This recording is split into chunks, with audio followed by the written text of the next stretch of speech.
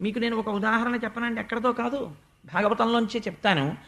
వృష్ణి సుతపుడు ఒక్కసారే తపస్సు చేశారు 12,000 దివ్య సంవత్సరాలు. నిన్నను చెప్పాను. శ్రీమన్నారాయణుడు ప్రత్యక్షం అయితే నీలాంటి కొడుకు కావాలి అని అడిగారు. ఎన్ని జన్మలు కొడుకుగా పుట్టాడు? 3 జన్మలు పెట్టాడు. ఆయనకు అవసరం ఏమిటి 3 జన్మలు పుట్టవలసిన అవసరం అంటే, ఈశ్వరుడు ఎంత లొంగిపోతాడో చూడండి. ఆ తపస్సుకి లొంగి 3 మాటలు వాళ్ళకి కొడుకుగా పుట్టాడు. అంటే 3 తరాలు వాళ్ళకెవరు? శ్రీమన్నారాయణుడే కొడుకు. కాబట్టి ఇప్పుడు మీరు నన్ను స్మరిస్తూ నన్ను కొడుగ్గా భావన చేస్తూ మోక్షం పొందేయండి అన్నాడు. మీరు కూడా కృష్ణుణ్ణి ఓ కొడుగ్గానో ఓ బంధువుగానో భావన చేసి ఇంట్లో ఒక మూర్తి ఉంటే చాలు, అది మోక్షం ఇచ్చి తీరుతుంది. మీకు ఆ భావన ఉంటే ఆయన యందు.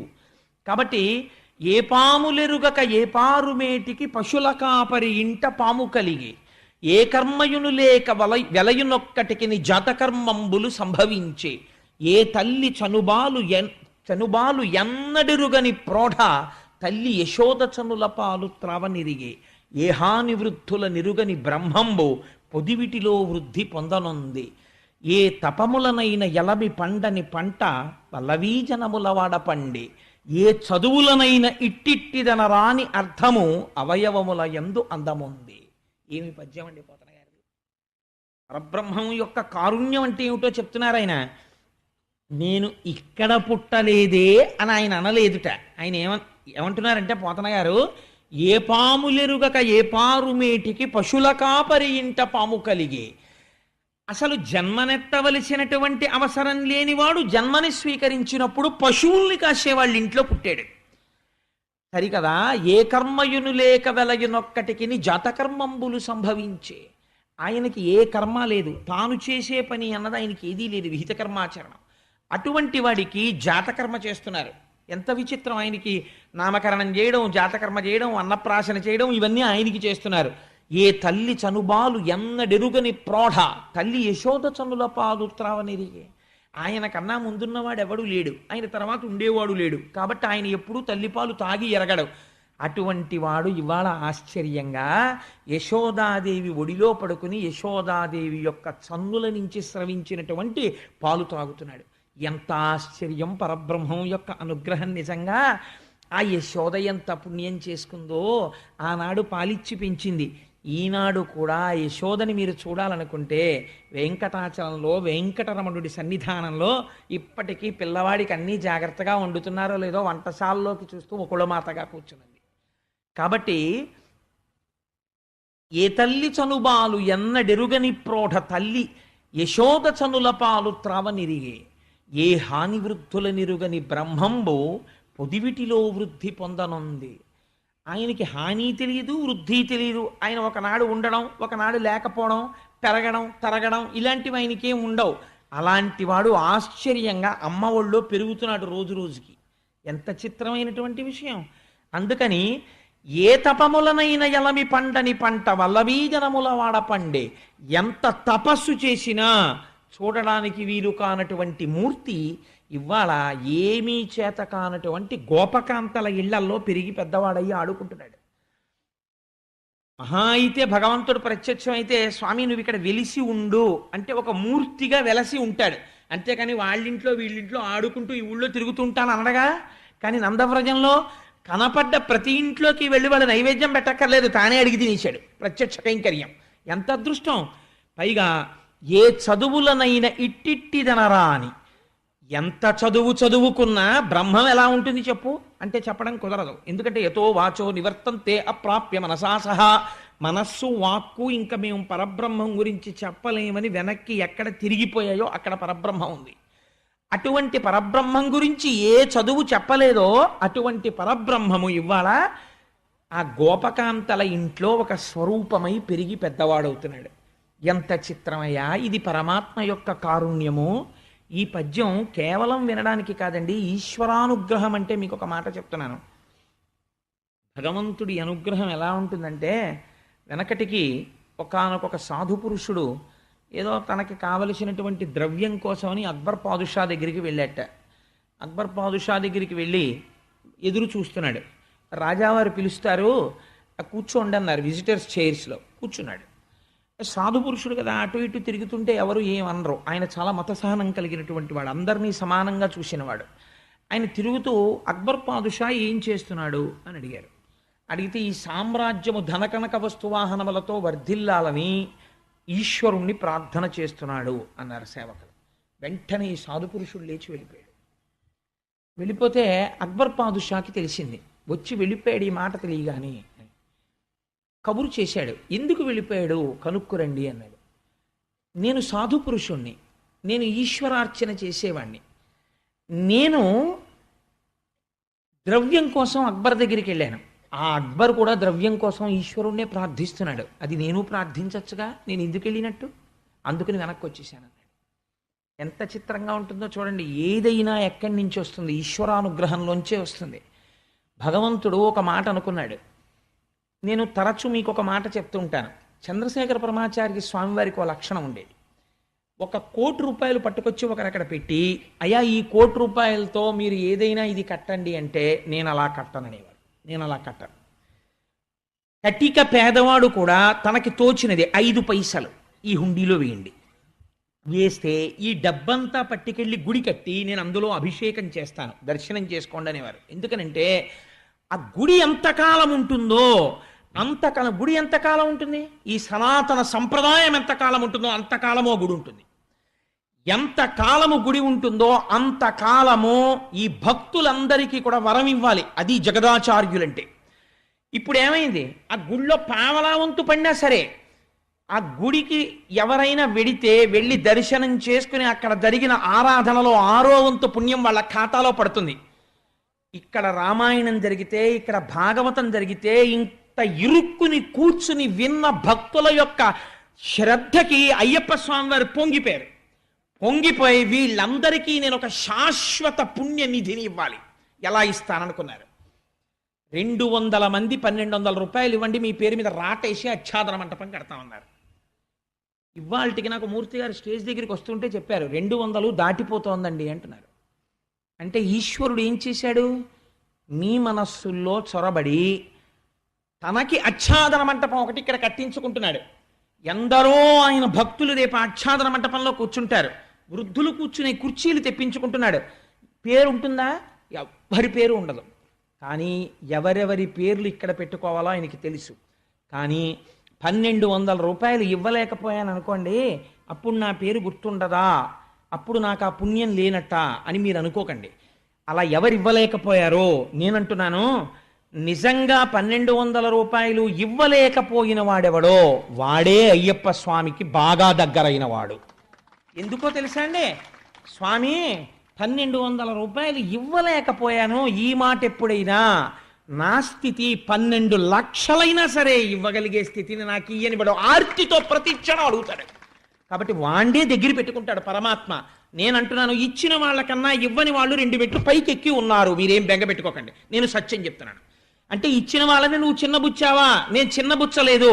వాళ్ళు ఇంకా మెట్లెక్కుతూ ఇంకా పైకొచ్చి ఇంకా వృద్ధిలోకి వచ్చి వాళ్ళు ఇంకా దగ్గర అవుతారు స్వామికి. కాబట్టి అందరినీ తన హక్కున స్వామి చేర్చుకుంటున్నాడు. ఇది ఈశ్వరానుగ్రహం. కాకపోతే ఏమనుకోవాలండి? అరే వచ్చేసారన్న నవరాత్రులకి కిందటి ఏడాది పిల్లలు బాధపడ్డారు. పైన మేఘం చూస్తే బెంగెట్టుకునేవారు. ఈ ఏడాది అలా అవ్వకూడదు. ఆచ్ఛాదన మంటపం రావాలనుకున్నాడు స్వామి. అమ్మవారికి కావలసిన ఏర్పాట్లనే అయ్యవారు చేసేసుకుంటున్నాడు ముందు. ఎంత చిత్రం చూడండి. ఇది పరమాత్మ యొక్క ఏకత్వం అంటే. సరే, అందుచేత నేను ఎందుకు ఈ విషయం మీకు విజ్ఞాపన చేయవలసి వచ్చింది అంటే, ఆ భగవంతుని యొక్క స్వరూపము, ఆయన కారుణ్యము చూడండి. ఇటువంటి వాడై యశోద ఒళ్ళో పడుకోవడం ఏమిటి, యశోద పాలు తాగడం ఏమిటి, సమస్త బ్రహ్మాండములు నిర్వహించగలిగిన వాడి ఆచ్ఛాదన మంటపానికి మనం ఇవ్వగలిగిన వాళ్ళమా? ఏమీ చేతకాని వాళ్ళే అడిగి బుచ్చుకుని పొంగిపోతాడు. ఏమండి మీరు వస్తారా అండి, పేరు రాసుకుని ప్రసాదం పెడతామండి అని అడుగుతాడు గోపాలకృష్ణ గారి రూపంలో. ఎంతమంది వస్తే అంతమందికి నా ప్రసాదం పెట్టి ధన్యుల్ని చేసేయాలని ఆయన సంకల్పం చేసి గోపాలకృష్ణ గారి మనసులోంచి మీకు చెప్పిస్తాడు. చెప్పించి ఒక్క శివరాత్రి వీళ్లతో ఇలా చేయించాలి. ఆడవాళ్ళందరితో అద్భుతంగా కుంకం వేయించాలి. వాళ్ళకి పసుపు తాళ్ళిచ్చి జన్మ జన్మాంతరముల యందు తరగని 5వ తరం ఇవ్వాలి. మగవాళ్ళందరితో విభూతి కస్తూరి జలం పోయించి తరగని ఐశ్వర్యం, తరగనటువంటి జ్ఞానం వాళ్ళకి ఇవ్వాలి, రెండు ఏకకాలమునందు వాళ్ళు అనుభవించగలగాలి అని అక్కడ వస్తుంది ముందు ఆలోచన. అది ప్రసరణం అవుతుంది, ఒక వాక్కు ద్వారా వస్తుంది. కాబట్టి ఇప్పుడు ఏమవుతోంది, ఆయన చేతకాక చేయించుకుంటున్నాడా, అనుగ్రహించడానికి చేయించుకుంటున్నాడా? ఇదే అనుగ్రహం అంటే. అందుకే యశోద కడుపున పుట్టి ఇది అంతులేని అనుగ్రహం. యశోద ఒళ్ళో పడుకుని యశోద పాలు తాగాడు. తాగినందుకు ఏం చేశాడు, అంత వెంకటాచలంలో తెల్లవారు లేస్తే మన అందరం వెళ్ళి ఒక్క 5 నిమిషాల స్వామిని ఇలా చూస్తే బాగుండండి అనుకుంటాం. అలాంటి వెంకటేశ్వర స్వామి వారిని వకుళమాత అక్కడ కూర్చుని ఒరే వెంకన్న ఇల్లరా అంటే కంకణాలు కణకణలాడుతూ ఇన్ని ఆభరణాలతోటి గబగబా వెళ్ళి ఏమ్మా పిలిచావా అంటే పిలిచాను, కాసేపు ఇలా కూర్చొని నీతో మాట్లాడాలి అంటే కూర్చుని ఏరా ఏమిటా టెక్కు, ఆ కాకినాడ నుంచి కోటేశ్వరరావు పాపం 2 మాటలు వచ్చాడు ఇప్పటికి, ఏదో భాగవతం చెప్పుకుంటానంటున్నాడు, వాడితో చెప్పించు. అమ్మ అలాగే చెప్పిస్తానమ్మా, ఈ ఏడాది వాడితో నేను భాగవతం చెప్పిస్తాను అంటే తప్పకుండా ఒరే మర్చిపోకు సుమా అంటే లేదమ్మా నీకు తప్పకుండా ఈ మాఘమాసంలో చెప్పించేస్తాను కదా వాడితో నేను. ఎంత అధికారం అంటే మనందరినీ శాసించేవాడు ఏమైపోయాడు, ఇలా వెళ్ళి వకుళమాత దగ్గర అలాగేనమ్మా నేను చేసేస్తానమ్మా, తప్పకుండా చేసేస్తానమ్మా అంటున్నాడు. ఇంత ఏకాంత సేవ అవుతుంటే లక్ష్మి వచ్చి కాస్త కాళ్ళు పట్టేళ్ళు అంటే లక్ష్మీదేవి కాళ్ళు పట్టవలసిందే. స్వామి అసలే ఏకాంతం అరగంట రా రా అంటే వస్తున్నాను అత్తయ్య గారి కాళ్ళు పడుతున్నాను అనవలసిందే. అది వకుళమాత యొక్క గొప్పతనం. అంటే ఎందుకింత కృతజ్ఞత, ఎందుకింత కట్టుబడిపోయాడు స్వామి అంటే, అమ్మా నీ చన్నుల పాలు తాగానమ్మా కృష్ణుడిగా, ఈ జన్మలో కూడా అంతే ఇలాగే నించుంటాను. దేనికి లొంగాడు, ఎప్పుడో పృష్ణిగా ఉండగా చేసిన తపస్సుకి. వీడు నా కొడుకు, నేను తల్లిని, నా కొడుక్కి పంచ కట్టద్దు, పండగ వచ్చింది, పిల్లలందరికీ తలంటి పోశాను, ఆయనకేమో తలస్నానానికి అన్ని ఏర్పాట్లు చేశాను, మా అబ్బాయికి కూడా తలస్నానం చేయించాలి, ఇవాళ మా అబ్బాయికేమో చక్కగా ఇంకో పట్టు పంచ కట్టాలి, ఆయనకేమో కిరీటం పెట్టాలి, ఆయన మెళ్ళో తులసి వెయ్యాలి, అన్నీ వేసి కాసిన అటుకులు బెల్లం తీసుకొచ్చి అక్కడ పెడితే తింటాడు, తిని అమ్మ పండగమ్మ అని సంతోషపడిపోతాడు అని మీరు ఇంట్లో కృష్ణమూర్తిని పెట్టుకుని ఆయనతో మానసికంగా ఒక అనుబంధం పెట్టుకుని మీరందరూ స్నానం చేసినప్పుడు ఆయనకి కూడా స్నానం చేసినట్టు తడిగుడ్డ అట్టుకొచ్చి తుడిచేసి ఆయనకు పట్టుపంచ కట్టేసి భలే ఉన్నావు కృష్ణయ్య అని ఇలా బుగ్గలు ముద్దెట్టుకుని వెళ్ళిపోయారనుకోండి, అంతే అందిపోతుంది. ఎప్పుడో ఒకళ్ళు మాత అవుతారు మీరు, ఖచ్చితం, నాకు అనుమానం లేదు. కాబట్టి ఇది ఈశ్వరుడి యొక్క అనుగ్రహం అంటే. దాన్ని ఆవిష్కరించే ప్రయత్నం చేస్తున్నారు పోతన గారు. లేకపోతే భాగవతం ఎందుకు మనస్సుకు ఆలంబనం అవుతుంది, వినండి వినండి వినండి అంటారండి అందులో దశమస్కందాన్ని. అది కారణం. అందుకే కడుపుతో ఉన్న వాళ్ళని కూడా భాగవతం దశమస్కంధం వినండి, దశమస్కంధం వినండి, కృష్ణుడు లాంటి కొడుకు పుడతాడంటారు. సరే, అందుచేత ఆ మహానుభావుడు అక్కడ నందవ్రజంలో అమ్మతో ఆడుకుంటూ చక్క చంటి పిల్లవాడిగా ఒళ్ళో పడుకుని ముద్దులు మూట కడుతూ పెరిగిపోతున్నాడు, రోజు రోజుకి పొంగిపోతున్నారు. ఒకానొక రోజున కంసుని పనుపున పూతన అనబడేటటువంటి ఒక రాక్షసి బయలుదేరింది. ఆవిడికి ఒక పెద్ద బిరుదు ఇచ్చారు పోతన గారు, బాలఘాతకి. ఆవిడ ఏం చెయ్యగలదు అంటే శిశువులను చంపగలదు, తొందరగా పసిగడుతుంది. ఎంత శిశువుని తీసుకెళ్ళి మీరు ఎక్కడ దాచేయండి, ఎక్కడున్నాడో పసిపిల్లాడు పసిగడుతుంది. ఆవిడ కామరూపి రూపం మార్చుకుంటుంది, మార్చుకొని ఆ భవనమునందు ప్రవేశించి చాలా గమ్మత్తుగా చంపుతుంది. చంపినప్పుడు చంపుతున్నానని తెలియకుండా చంపుతుంది. ఎంత అందంగా చంపుతుందో తెలుసా అండి, విషం ఇస్తుంది, పాలలా ఇస్తుంది. ఈ మాటలు మీరు బాగా గుర్తుపెట్టుకోండి, మళ్ళీ అడుగుతాను. పూతనాశం అంటే క్వశ్చన్లు అడుగుతామని అసాధ్యం కొలానుకోకండి. అంటే మళ్ళీ వెనక్కి వచ్చినప్పుడు తత్వపరిశీలనలో ఈ ప్రశ్నలను అనుసంధానం చేస్తాను. అందుకని పాలిచ్చినట్టు ఇస్తుంది, విషం ఇస్తుంది. పాలనుకుంటారు, విషం, కాబట్టి మరణిస్తారు. ఇది ఆవిడకున్న శక్తి. పోని చంపేదానిలా కనపడదు, పెంచేదానిలా కనపడుతుంది. కాబట్టి ఇప్పుడు ఆవిడ వచ్చింది. ఎంత అందంగా వచ్చిందంటే పోతన గారు అన్నారు, సిరిమమ్ముం బ్రతకంగ చూచుటకునై శృంగార వేషంబుతో నరుదేనోపు నటంచు గోపికలు జింహల్ రాక మోహించి తత్పరలై చూడ లతాంగిపోయిక నియన్ పర్యంక మధ్యంబునన్ బరు భస్మానల తేజు దుర్జన వధ ప్రారంభకున్ డింబకున్ అన్నారు.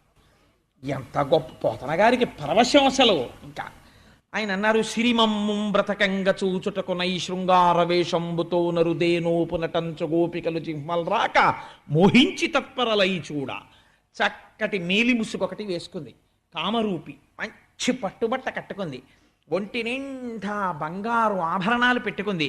ఎంత గొప్ప మల్లెపూలు పెట్టుకుందంటేట కొప్పులో తుమ్మెదలు వెనకాల వస్తున్నాయిట ఆ సువాసనకిని అందులో ఉన్న మధువు కోసం అని చెప్పి. అడుగులో అడుగు వేసుకుంటూ కాళ్ళ గజ్జలు గల్లు గల్లుమని మోగుతుంటే వెళ్ళిపోతుంటే చిన్ని చిన్ని పల్లెటూళ్ళల్లో మీరు అలా దిగి నడుస్తున్నారనుకోండి, వాళ్ళందరూ చాలా వింతగా చూస్తారు, ఈయన ఎవరు, ఎక్కడి నుంచి వచ్చారు, ఎవరి కోసం వచ్చారని. వీళ్ళు ఏమిటంటే ఎవరి కోసం వచ్చారనుకోవట్లేదుట. వీళ్ళు అనుకుంటున్నారట, ఓహో లక్ష్మీదేవి వచ్చిందిరా మన అందరినీ వృద్ధిలోకి తీసుకురావడానికి, అమ్మ బాబోయ్ ఎంత అందంగా ఉంది అనుకుంటున్నారట. తత్పరలై చూడ లతాంగిపోయి కనియన్, ఎక్కడికి వెళ్ళాలో అక్కడికి వెళ్ళిపోయింది. ఎందుకని? ఆకాశంలో వస్తున్నప్పుడే నందుని యొక్క భవనంలో ఉన్నటువంటి కృష్ణ పరమాత్మని కనిపెట్టింది. లోపలికి ఊయల దగ్గరికి వెళ్ళింది.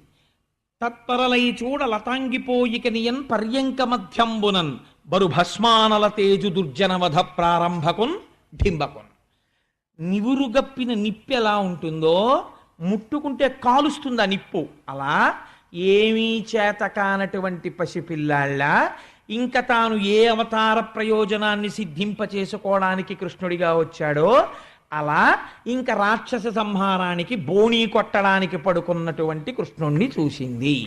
అంటే చెప్పేశారు పోతన గారు, అదేంటి పూతన మరణించి తీరుతుంది. అది ఆ రచనా వైశిష్ట్యం కొంతమందికే ఉంటుంది. అది అలాంటి మాటలు అందరూ వెయ్యలేరు, అది మహానుభావులైనటువంటి వారికి మాత్రమే పడతాయి.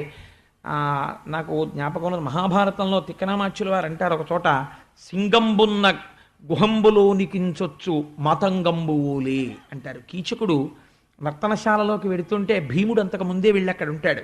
సింగంబున్న గుహాంతరంబునకుంచొచ్చు మతంగంబువులే, సింహం ఉన్న గుహ అని తెలియక ఏనుగు లోపల దూరినట్టు దూరాడు అంటే ఏమవుతాడు? చచ్చి ఊరుకుంటాడు. ఎంత గొప్పగా చెప్పారు చూడండి. అలా బరు భస్మానల తేజు దుర్జనవధ ప్రారంభకున్ ఢింబకున్, నివురు గప్పిన నిప్పు, ఇంకా దుర్జనవధ ప్రారంభం చేసే ఢింబకుడు పసిపిల్లవాడు పడుకునున్నాడు. ఆ పర్యంకము దగ్గరికి చేరింది. ఏ భావనతో చేరినా పరమేశ్వరుడి దగ్గరికి చేరింది. ఇంత రాక్షసికి కూడా రాశీభూతమైన ఆ సౌందర్యాన్ని చూసింది ఆ పిల్లాన్ని. చూసి ఒక మాట అంది, నేను సహజంగా రాక్షసిని, చాలా వికృతంగా ఉంటాను, కానీ నా రూపాన్ని మరుగుపరచి నేను చాలా అందమైనటువంటి ఆడదానిలా వచ్చాను. ఈవిడ వస్తూ ఉంటే ఈయనకి తెలియదండి, చరాచర ప్రపంచము యొక్క ఆంతరమునందంతటా నిండిపోయినవాడు, బాహ్యమునందు నిండిపోయినవాడు, ఈవిడెందుకు వస్తోందో ఆయనకి తెలుసు. ఆయనేం చేశాడు? ఆలోకేశ్వరుడా చరాచర విభుండా బాల గోపాలుడా బాలధ్వంసిని గొంతు గంటిడి వెసన్ బాలెంత చందంబునన్ పాలిండ్లన్ విషమూని వచ్చుట మదించింతించి లోనవ్వుచున్ కాలంగేలగ దల్పరాణి కరణిన్ కన్మోక్షి గుర్పెట్టుచున్. కాలు చెయ్యి ఇలా పొట్ట కింద పడిపోతే చెయ్యి తీసుకోవడం కూడా చేత కానటువంటి పిల్లవాడిలా ఆలోకేశ్వరుడా చరాచర విభుండా బాల గోపాలుడు, చరాచర జగత్తునంతా నిండి ఉన్నటువంటి పరమాత్మ ఏమీ తెలియని వాడిలా గుర్పెట్టుచన్ లో నవ్వుచన్, లోపల వచ్చేసావా ప్రారంభమా అని లోపల నవ్వుకుంటూ, ఏమదృష్టమో రామావతారంలోనూ ఆడదే తాటక, కృష్ణావతారంలోనూ ఆడదే పూతన, నాకెప్పుడూ ఆడవాళ్లతోనే మొదలేమో దుష్ట సంహారం అనుకుని ఓ నవ్వు నవ్వుకుని గుర్పెట్టుచన్ ఓ దొంగ గుర్రోటి మొదలుపెట్టాడు. పిల్లల గుర్రు చాలా గమ్మత్తుగా ఉంటుంది.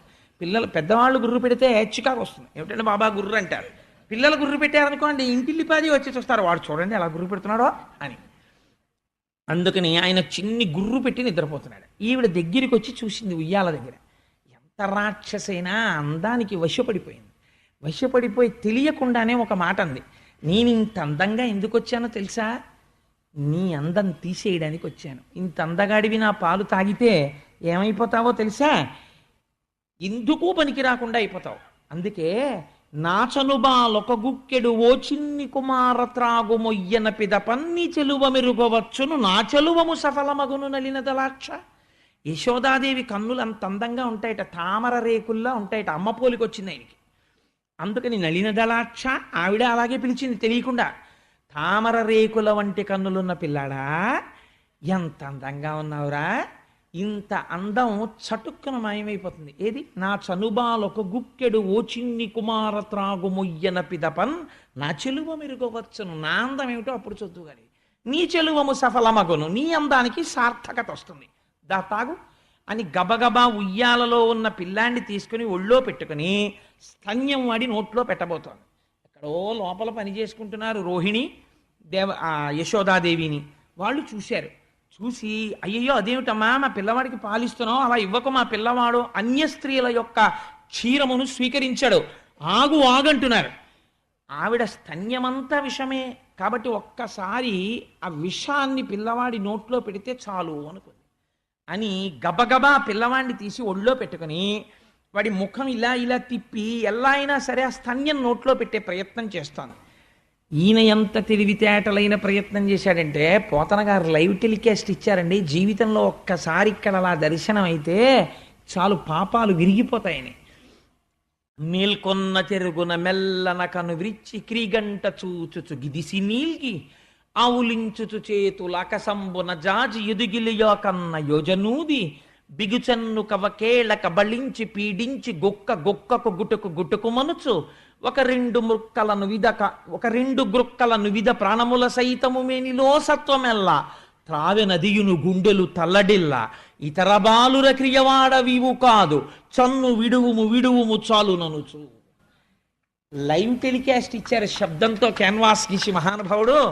మేల్కొన్న తెరగున మెల్లన కను విచ్చి క్రీగంట చూచుచు గిదిసి నీల్గి ఆవులించుచు బాగా నిద్రపోతున్న పిల్లాన్ని ఏదో ఆ పిల్లాడి పుట్టినప్పటి నుంచి ఎప్పుడొచ్చి అన్నయ్య నీ కొడుకుని చూస్తానరా, ఎప్పుడొచ్చి నీ అన్నయ్య నీ కొడుకుని చూస్తానరా అని చెప్పి ఆర్తితో ఉన్న మేనత్త ఆ పిల్లాడు పుట్టినటువంటి ఓ నెల 15 రోజులకో ఎప్పుడు అమెరికా నుంచి వచ్చింది అనుకోండి, పిల్లాడు గాఢ నిద్రలో ఉన్నా సరే ఉయ్యాల నుంచి లేపేసి అత్తయ్య ఒళ్ళో పడుకోబెట్టి ఇదేంటి ఎవరే నాన్న నీకోసం వచ్చాను రా అంత దూరం నుంచి, ఏది ఇలా చూడు అని ఇలా బుగ్గలు అన్నారనుకోండి, వాడు ఇంకా లేచి లేవనట్టుగా ఒక్కసారి ఇలా కళ్ళు